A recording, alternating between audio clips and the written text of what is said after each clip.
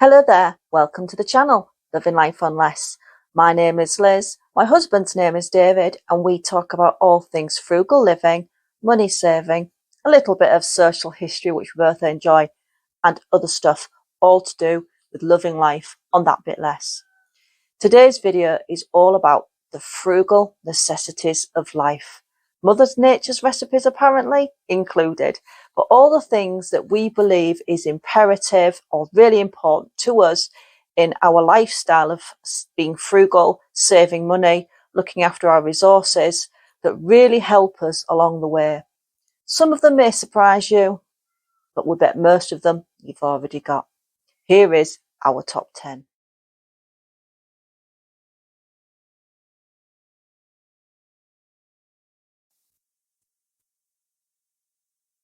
What's really important in any frugalista's world is their sewing box for repairs and creating, from clothes to upholstery to haberdashery to serviettes, napkins, tablecloths. It really helps stretch money so far because you don't have to buy things twice, or you can recreate and repurpose something from an item. And this was a box that had cutlery in it, which it was a cutlery box, which David took out all the panels for it and made me a box for my cotton reels. Now, I did have a basket for all my sewing stuff, but it just started to grow and I wanted it in one place. So he's made me a bit more of something that's practical and works for me. So I've got all my various different coloured cottons that I'll use for repairing and stitching. Then I've got my embroidery silks for embroidery. Got some wonder web for sticking up hems, some velcro in there, some tailor's chalks for drawing on patterns. Got some patches. These were actually for school uniform trousers for putting on the knees and in other areas where they go thin quickly rather than having to buy a new pair. And I've got these little snap fasteners. As you can see, this is quite old. I think that's probably 20, 30 years old. And this is from actually my nana's sewing box. I'd made it for her when I was very little, somewhere to put her needles, and I'd just kept it because, as you do, you keep your little family heirlooms, don't you? And this is a sticker from a soap from the 1970s. So that's how old that little needle patch bag is. Also got this cotton. Somebody was throwing away. One of my friends was throwing it away because it didn't fit in her sewing basket. And I thought that's just such a lot of cotton to waste. It really goes on top of an industrial sewing machine, I think. But it's fantastic, really tough black cotton, so practical, so I keep that and use that.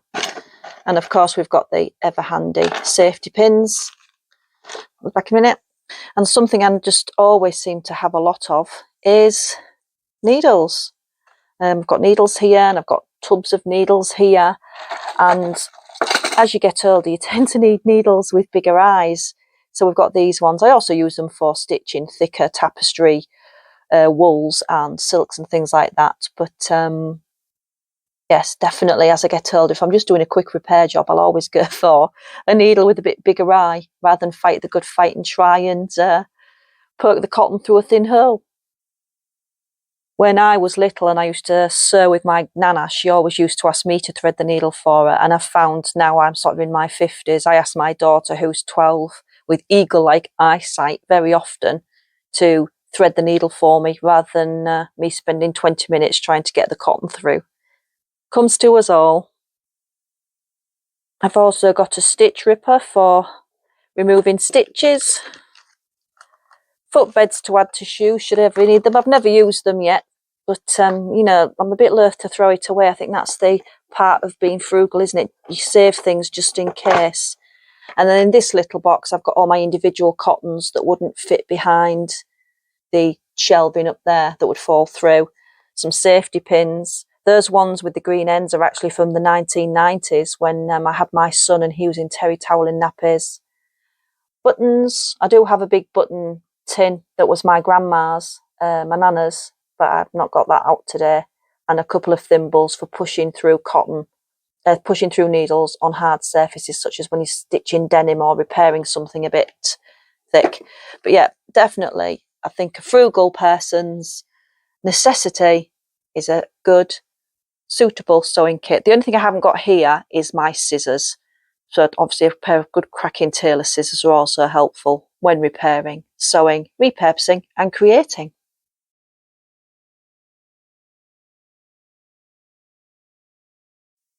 When it comes to the kitchen, there are several pieces of equipment that can save you money, are super versatile, and can make amazing food or amazing drinks.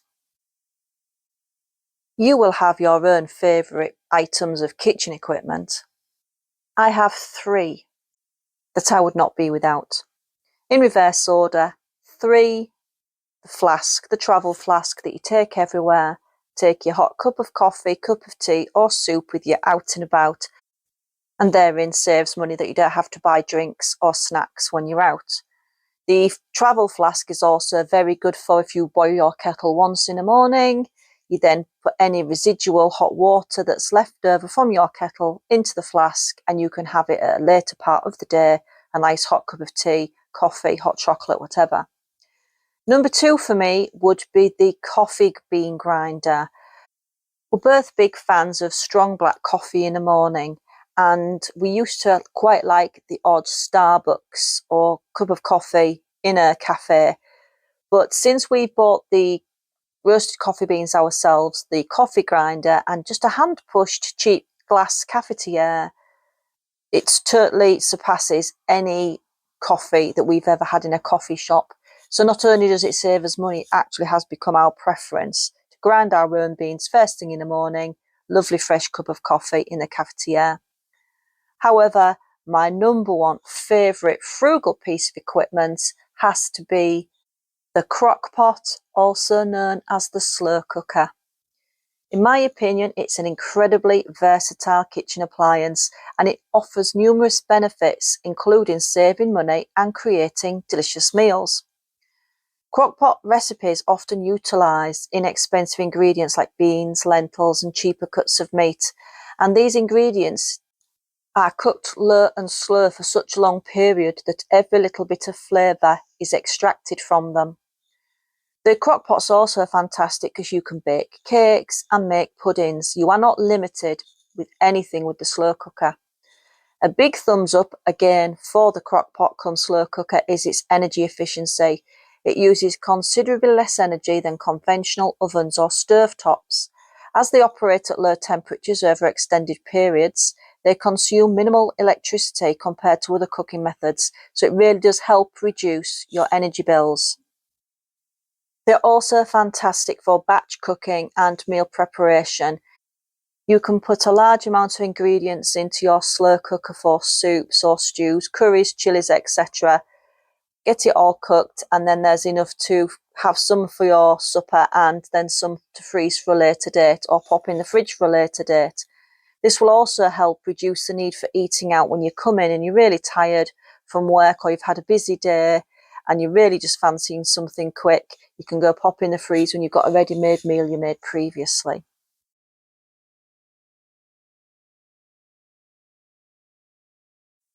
Something else which is going to save you money and I think is a frugal necessity is a collection of books with knowledge and skills, whether it's money-saving skills such as the Tightwad Gazette, books on self-sufficiency, growing your own food.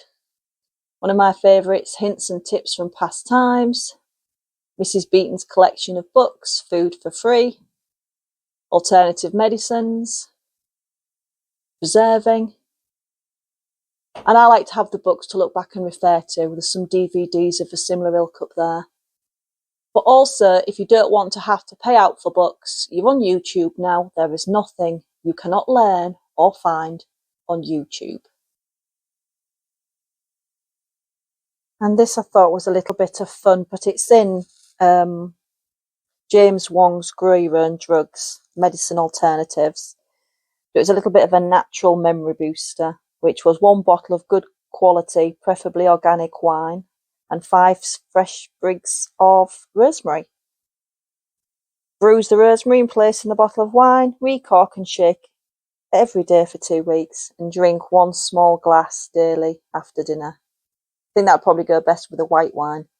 But at the moment, approaching the menopause and memory booster is a really good thing for me.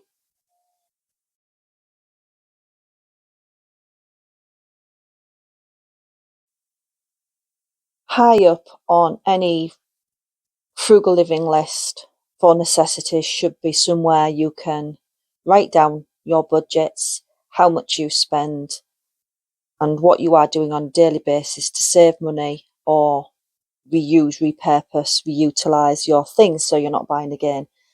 And we created a Frugal Living Planner, which allows you to do this with the daily planning, for menu planning, what you're grateful for, your notes and thoughts, weekly menu planning so you can use your leftovers and not waste food. Little bit that's particular to our planner is the frugal things done today, because not every day is about saving masses of money and putting it in a bank account or making investments. Some things can be the very basics, such as didn't spend any money today, line dry towels, used leftover overcooked vegetables for chicken stew, super glued doorknob back together, that type of thing, which you might not be able to do masses of things every day, but all these little things add up.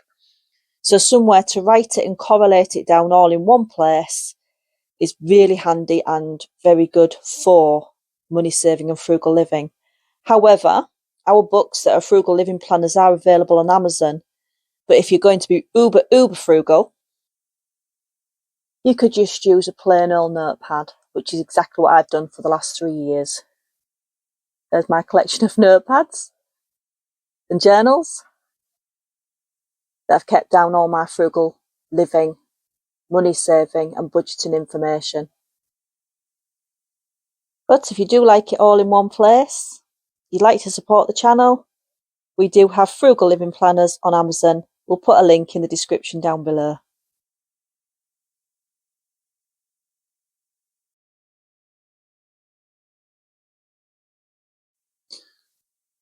One of the things I think is important is to develop some basic DIY skills and to have a basic toolkit to use these skills. And it saves money if you're not having to pay a tradesman to come and do a job that's relatively simple for yourself. The important thing is to be able to see. So whether you need like your reading glasses like these, or whether you have a magnifying glass such as this, you know, if you can't see what you're doing, you're going to struggle. So then we have some assorted screwdrivers.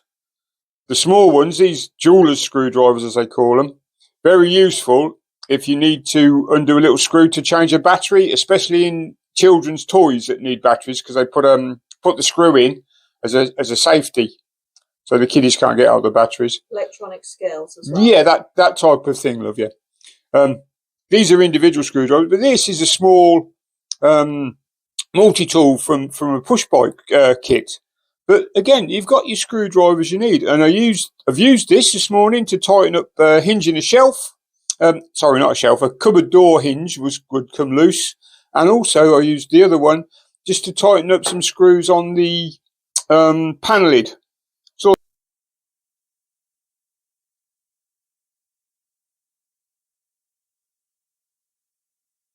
yeah, next is a tape measure. This is a steel tape measure, or the other one is a cloth like the what they call it?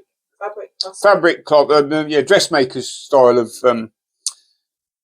of tape measure. But again, you need to measure some stuff, so that's important. Cutting. You always need to cut stuff, and in my opinion and experience, most of the time, a good pair of scissors, even though these are my garage scissors, or these Medi shears. So a good pair of scissors will do most of the jobs as opposed to a craft knife style.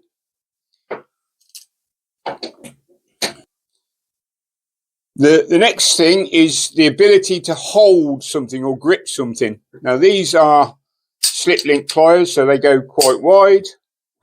These are another style of slip link pliers, and this is an adjustable tool, adjustable spanner when it works.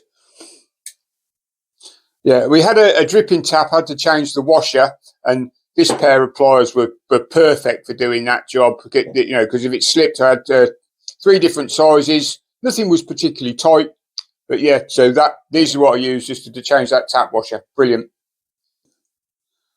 For a basic tools kit, an essential has got to be a hammer. There's 2 types of hammer here. This is a claw hammer with a claw for removing nails and knocking them in, and this is a pin hammer style with the cross pin, and that's used like this. Wife loves these Birmingham screwdrivers, as we call them.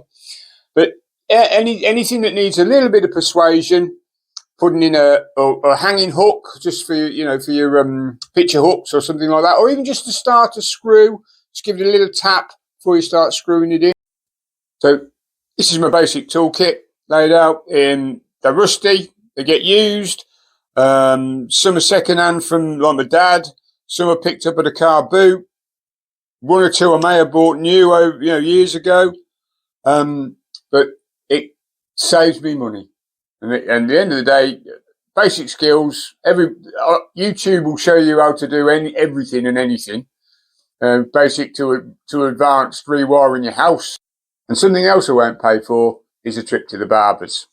So money saving tip is do my own hair.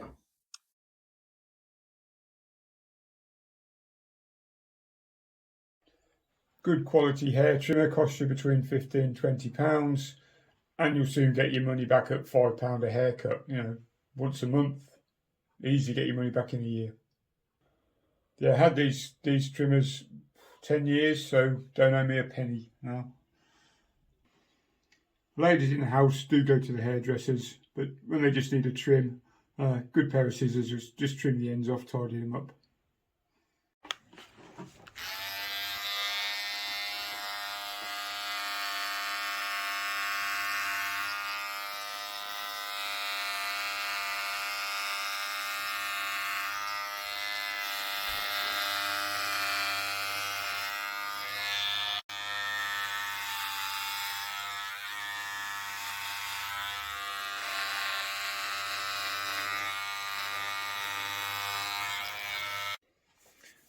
That'll do. Perfect.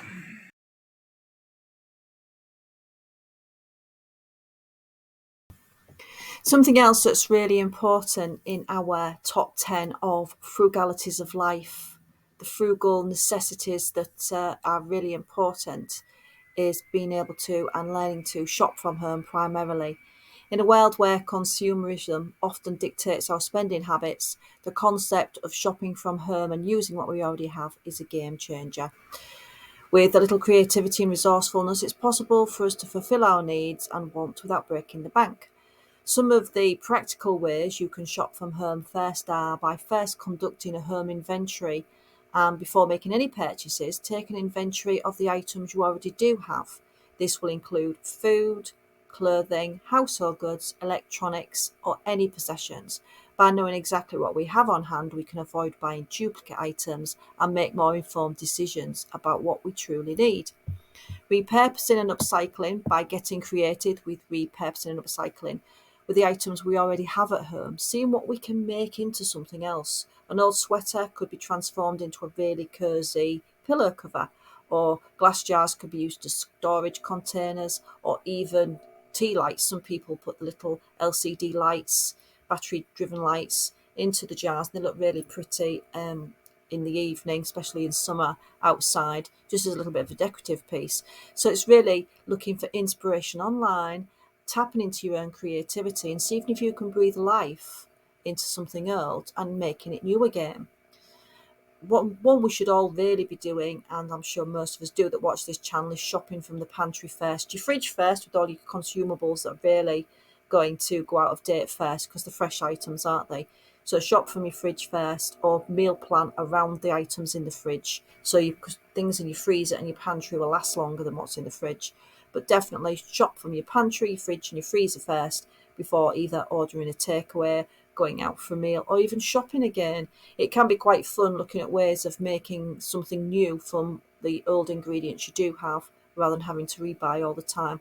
We're doing that at the moment. After we had a no-spend January, we've had a February of buying products again. The fridges and the freezers are going to have a really in-depth clean out in March for a spring clean out, really defrost, clean out, gut it and everything.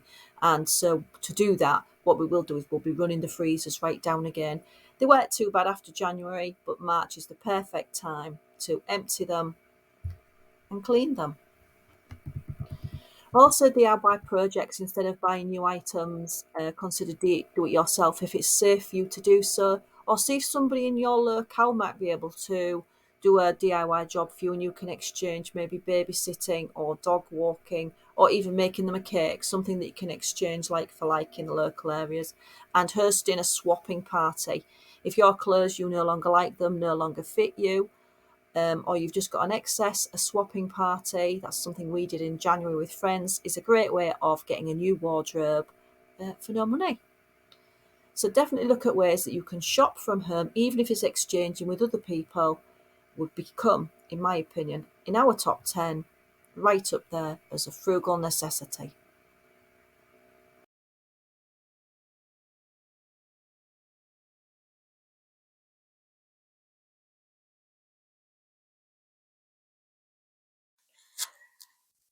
Thanks for watching today. If you liked the video, please give us a thumbs up.